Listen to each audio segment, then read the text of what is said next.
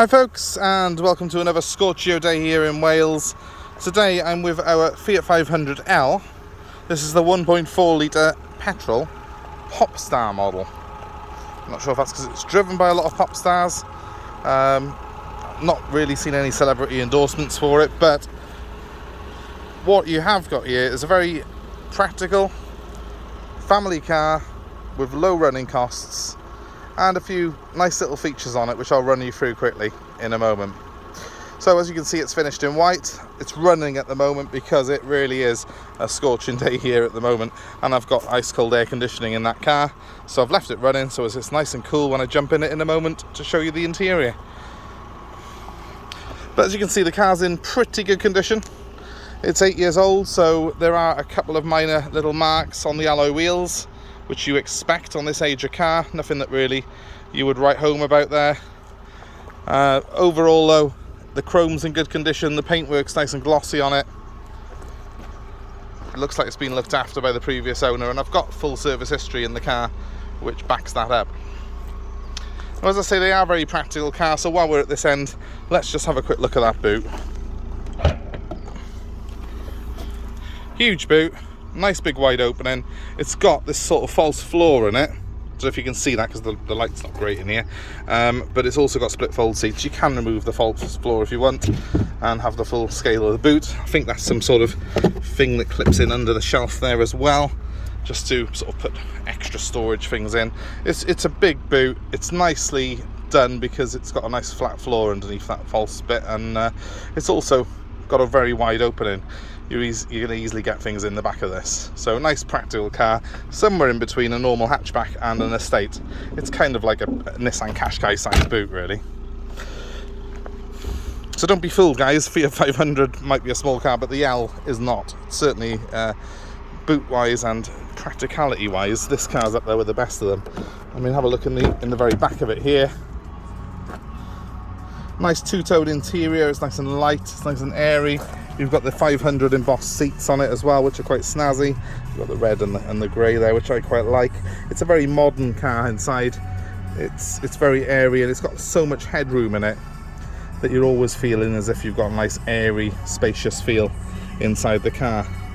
Got little trays in the back of the seats here as well for your oddments and stuff. So it's a family-focused car, I would say. Hugely deep door bins as well, ideal for storage, and cans and even bottles will fit in those cup holders there. So just a really good size, really practical, and well thought out for the family. And now we're at the business end of the car. As you can see, that well-spaced, well-thought-out interior continues with a two-tone dashboard. It's body-coloured white panels on the dash. You've got those lovely two-tone seats, which give plenty of support and look pretty cool as well. There's barely any wear on those seats. They're like new. It's 6-speed manual gearbox as well on this particular model, which obviously is a welcome addition on the motorway.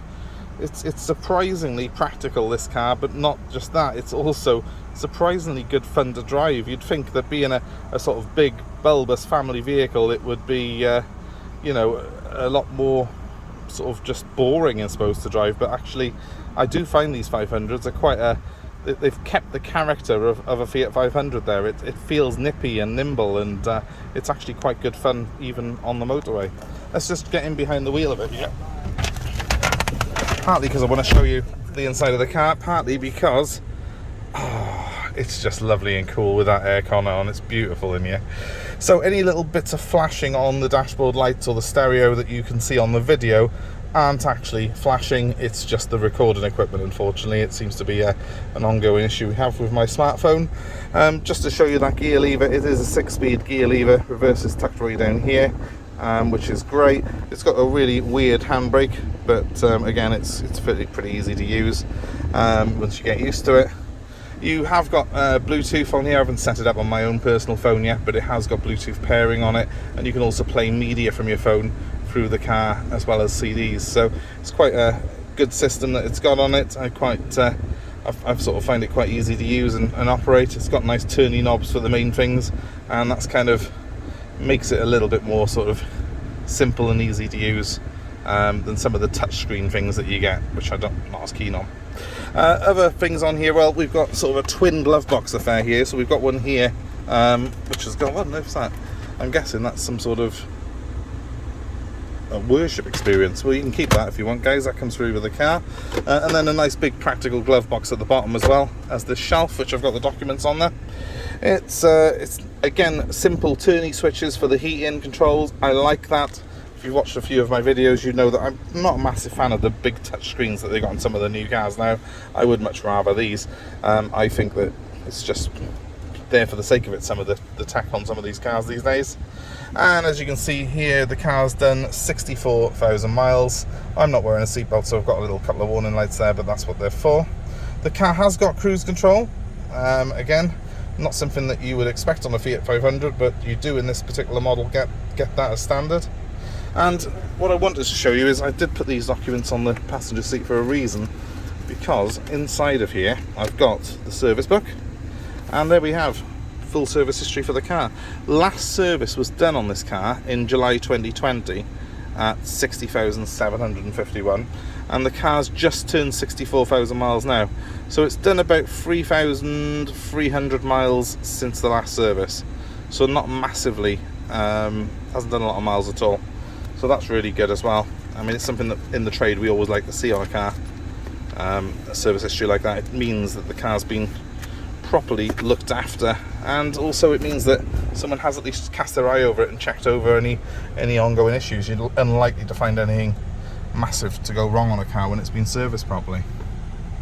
So as you can see, I've got a nice big airy view out of the car. It's really good visibility on here, as you can hopefully see there.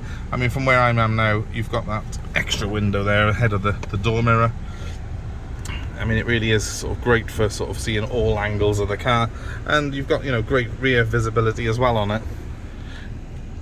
So much headroom in here that, you know, you'd be absolutely shocked if I span here. You can actually see that, you know, even though I'm quite a big guy, I've got so much room there, and the seat does go down from there. So both front and rear, you've just got acres of space in this car. So if you're looking for something practical for the family, I really don't think you're going to be able to beat one of these.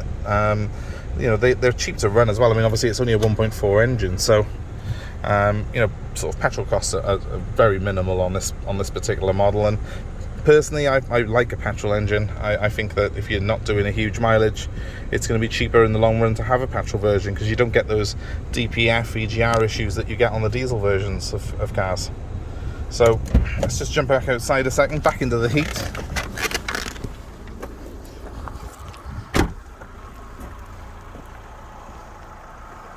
If someone just wants a normal family car, perhaps that's a little bit different, a little bit left wing compared to an Astra or a Focus or something, you know, this is not just a better looking car, it's also a more practical car. There's more space in there than an Astra or Focus, and the running costs won't be any more because it's only a 1.4 petrol. So there you have it, guys. Fiat 500L, 64,000 miles. Let us know if this is of interest to you, and give us a ring on 07932 873 646. I'm happy to take your old car in part exchange, and I'm happy to arrange delivery anywhere in the UK on this car. As with all our videos, I would ask you please to give us a like, comment below, and give us a share, and please subscribe to our channel. You'll see more videos like this, more reviews of cars, and hopefully some more exciting stuff coming up soon. My number one more time though is 07932 873 646. Don't be shy. If you're interested in this car and you want to give us a ring, that's the easiest way of getting hold of me. Thanks very much for watching. I hope to see you soon. Bye now.